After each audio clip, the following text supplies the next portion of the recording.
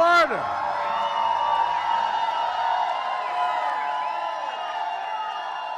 Hello, hello, hello, hello, hello. May God love you. Well, thank you. Thank you, thank you, thank you. Caitlin, thank you for that introduction. And more importantly,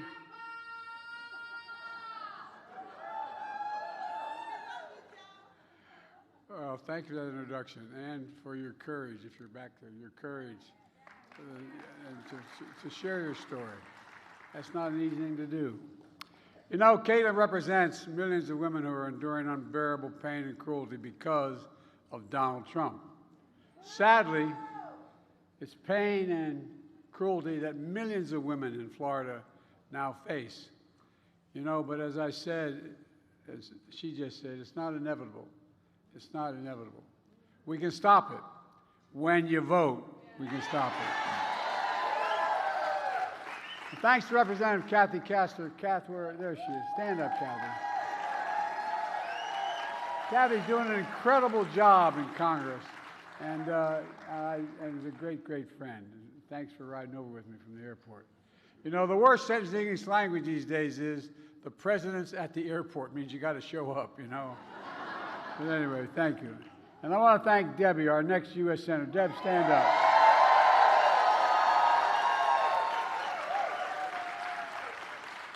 As one senior senator years ago when I was a freshman running for re-election in the United States Senate said to me, he said, "I'll campaign for you or against you, whoever helped the most." It's really important you win. This is a critical race.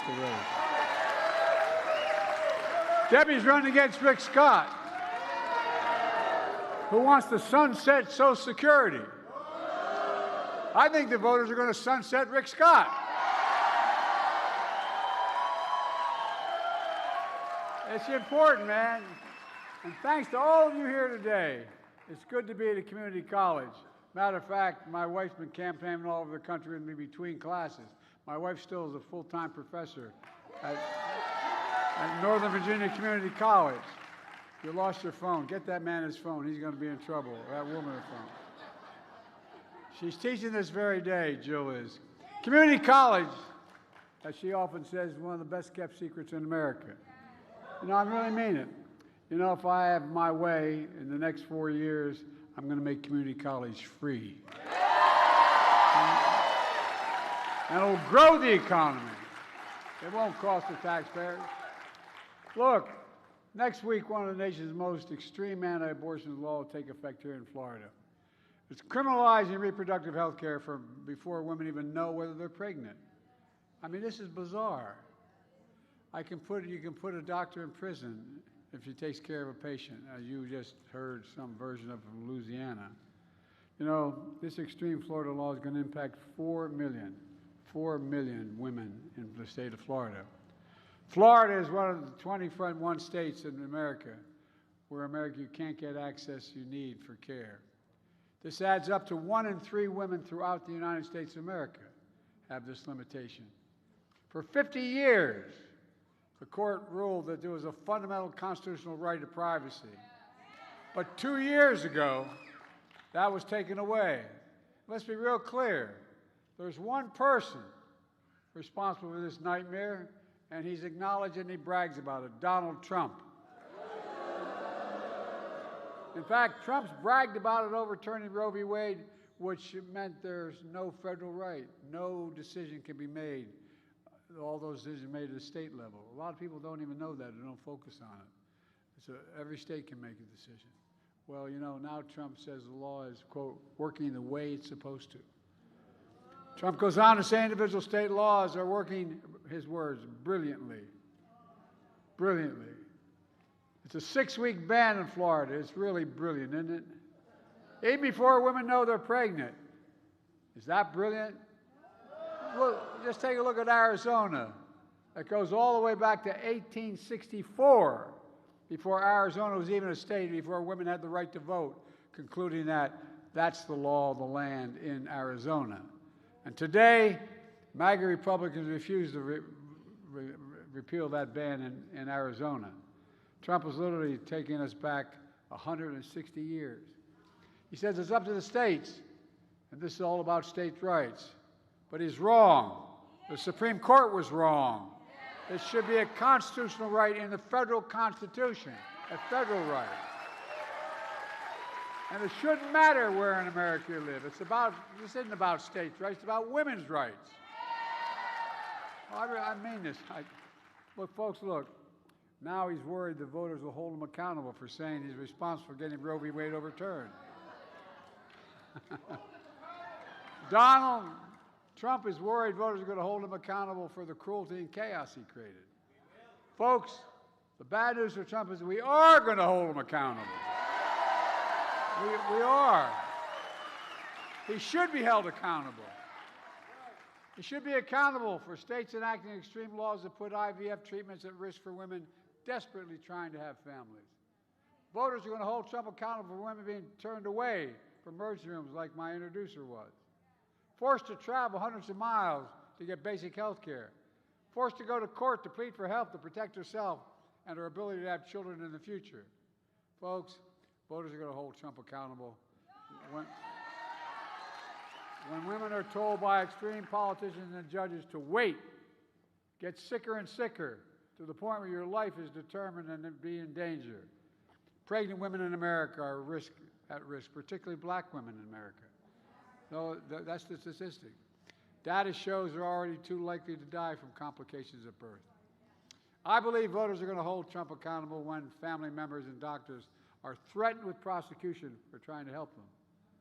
Not only that, I believe voters are going to hold Trump accountable and his MAGA's extremist friends to prevent all women in America from getting safe and effective medication like methylprostone, approved by the FDA 20 years ago. They're trying to outlaw that now.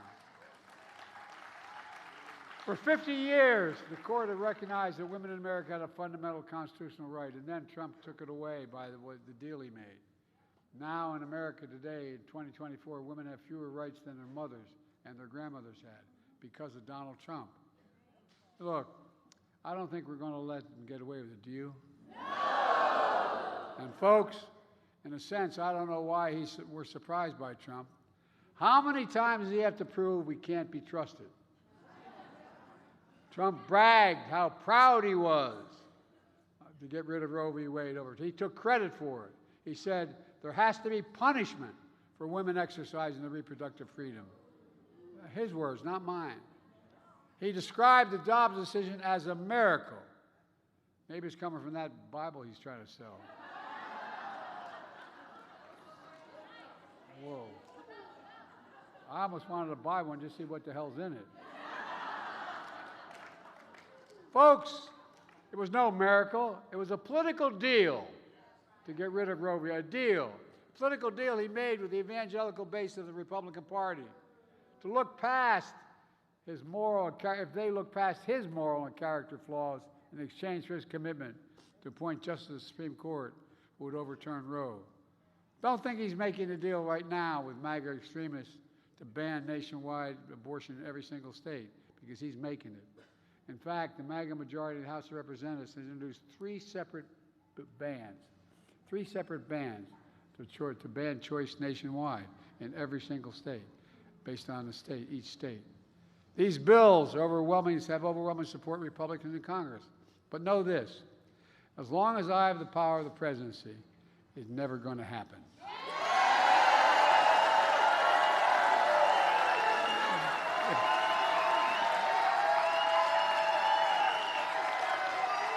I mean it. If Congress ever passes a ban, I will veto that ban. Elected Democratic Congress, Kamala and I will make Roe v. Wade the law of the land again. Let's be clear. The overturning of Roe v. Wade also puts at risk broader rights of privacy for everyone. If you think I'm exaggerating, here's what Justice Thomas wrote in his concurring opinion in Roe v. Wade. He wrote that the future cases of the court should reconsider all substantive due process precedents from Griswold. Griswold legalized the use of contraception. And Obergefell legalized same-sex marriage. Justice Thomas means it. and so does Donald Trump. Again, here's what that means. The right to make the best decisions for your health, the right to use birth control, the right to marry the person you love. All that's at risk now because it's no longer viewed by some of our good friends in the court as a constitutional guaranteed right. Are we going to let that happen? No!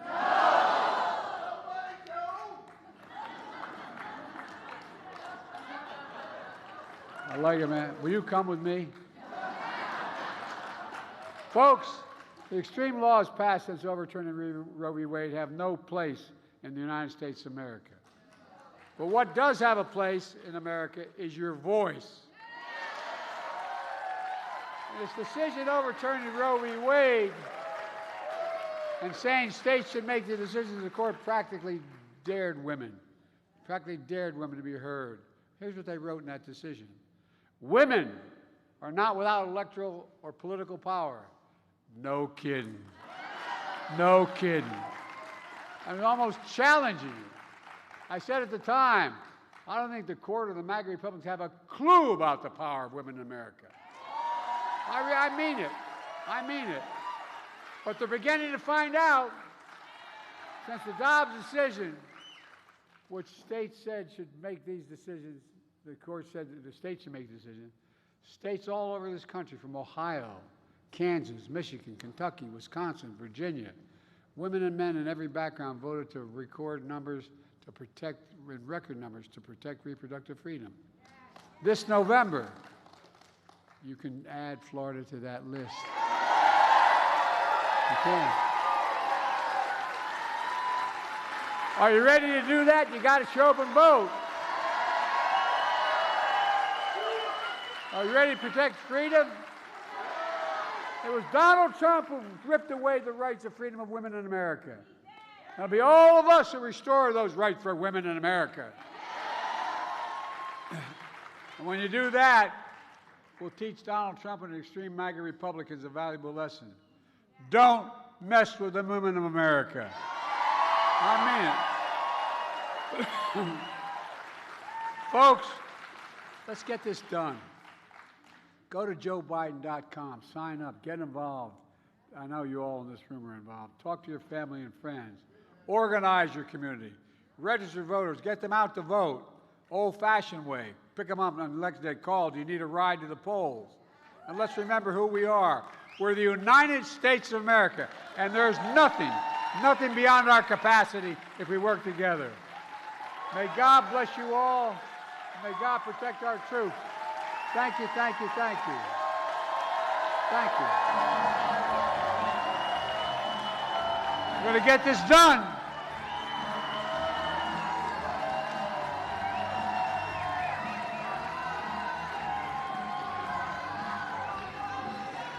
Love you. Let's get it done.